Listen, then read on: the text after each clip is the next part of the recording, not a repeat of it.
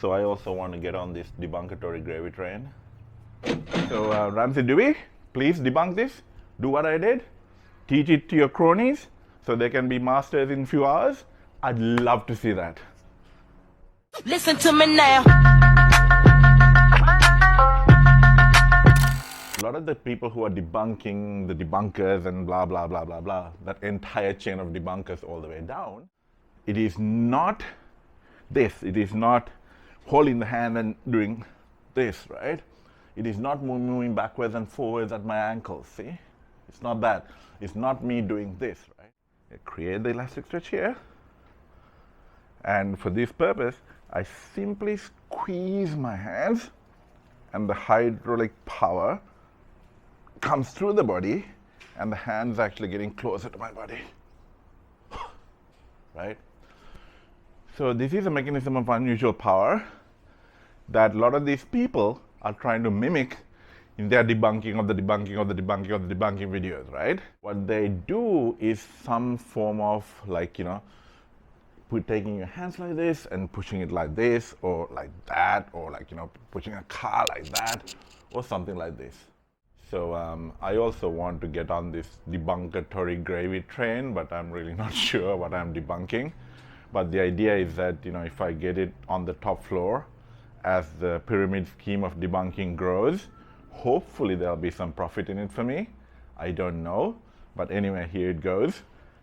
So what I wanted to kind of show here in commemoration of the World Taichi and Qigong Day is the physical mechanical difference between you pushing someone with your hands or arms and that of a particular sort of very basic mechanics using Qi, God forbid, to create a particular type of unusual power that creates Fajin.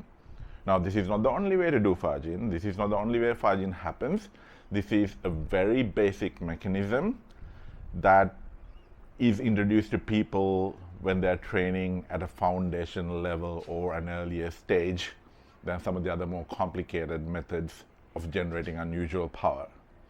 So if I turn sideways so you can see, so if I start in this position, now an unusual mechanism that you can use and people often use in a Fajin setting looks very different if you look at it, if you know what you're looking at. So it kind of looks a little bit like this. So here, I go into a state where there's differential antagonistic elastic stretching, what we call Duila, right? So now, I'm not going to push my hands like this, right? But instead what I'm going to do is I'm going to take my hands, turn them around like this, right? And I'm going to squeeze them. So as I squeeze them, you see, squeeze. See how the power is being generated from the legs? And the hands are actually kind of moving backwards in a way, relative to the body. So the elbows are not going forward like this. It's not projecting forward, right? This is why it confuses people, because the arms are not moving towards them, right? So when I squeeze, the elastic stretch and the hydraulic power comes off the leg.